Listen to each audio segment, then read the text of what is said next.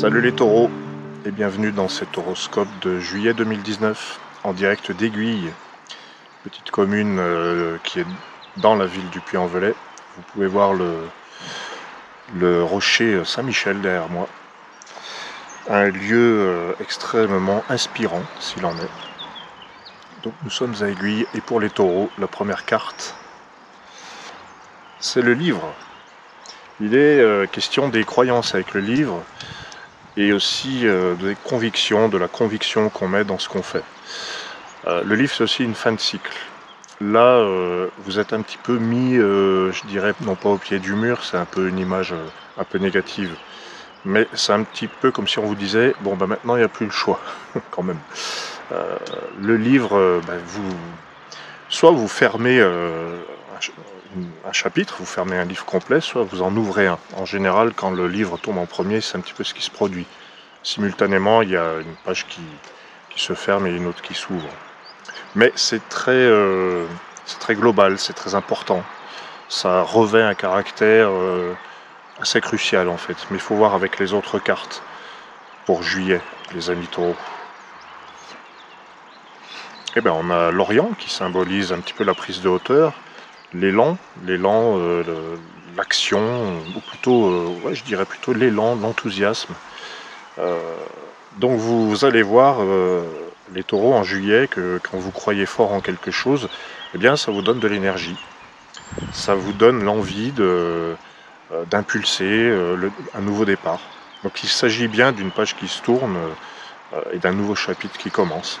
Et ça c'est enthousiasmant. Vous avez l'enthousiasme du jeune premier, de l'ado qui démarre un nouveau cycle en fait. Cette carte est particulièrement positive pour la communication et l'ouverture vers l'extérieur, le dialogue. Donc maintenant que vous avez tourné une page importante de votre vie, vous commencez un nouveau cycle et il est peut-être plus aisé pour vous de communiquer, de vous exprimer, d'extérioriser ce qui traînait à l'intérieur depuis longtemps. J'aime beaucoup la voix des anges, c'est vraiment la carte de la communication avec le visible et l'invisible. Les signes abondent, comme je disais déjà dans d'autres capsules, mais là, c'est plus des signes. Là, vous êtes vraiment, vous entendez vraiment ce qui se passe. Il y a une vigilance. Le taureau se réveille, c'est l'éveil du taureau un petit peu. On a plus l'oracle. L'oracle qui parle évidemment de communication encore, par la parole, et qui assume, qui révèle. Donc le taureau, je dirais qu'en juillet, il est en paix avec lui-même, avec ce qu'il croit. Il assume, il y a une espèce de délivrance qui se produit, et du coup, ça l'assouplit. Le taureau s'assouplit en juillet. Il y a des choses qu'il fallait dire, mais il y a aussi des choses qu'il fallait entendre, et pour le coup, c'est vraiment la communication qui est au premier plan. Les taureaux, vous avez la visite d'Uranus dans votre signe depuis un petit moment. Et c'est vrai que ça peut créer des tensions, ça peut perturber, ça peut vous électriser un petit peu. Uranus, c'est le perturbateur. Et il est dans votre signe, il est dans le début de votre signe. Il vient aussi perturber d'autres signes autour. Quelle est la synthèse pour le taureau? Le taureau, c'est l'empreinte qui va donc droit au but avec l'empreinte. L'empreinte, c'est aussi la marque qu'on laisse chez les autres. Moi j'ai le mot mémoire là qui me vient pour les taureaux. Il y a une espèce de ressouvenir de qui vous êtes, de qui sont les autres autour de vous.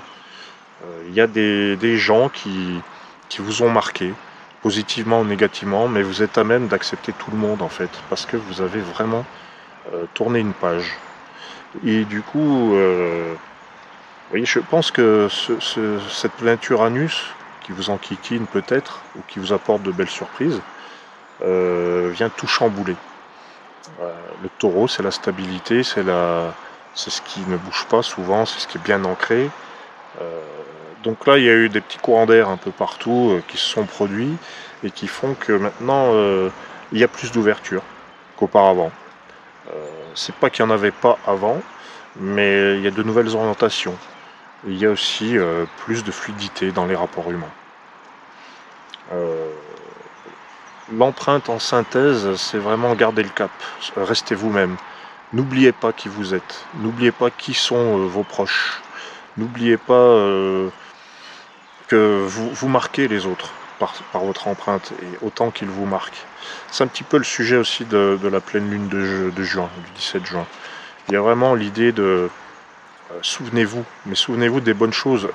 Vous pouvez retenir des mauvaises choses, évidemment, mais souvenez-vous de tout, en fait. Prenez de la hauteur, parce que vous avez quand même l'Orient. Et l'Orient vous dit, prenez de la hauteur et ne focalisez pas que sur ce qui vous contrarie. Ça va couper la fluidité dans vos relations et puis même pour vous. Voilà, donc c'est encourageant. Il y a vraiment un nouveau chapitre pour vous. Vous vous libérez. J'ai l'impression d'une brise très fraîche qui vous fait du bien et qui vous libère et puis qui vous permet de poursuivre votre route vers vos objectifs qui sont très précis. Je vous remercie de suivre les capsules, je vous remercie les taureaux ou ascendants taureaux et je vous dis à très bientôt.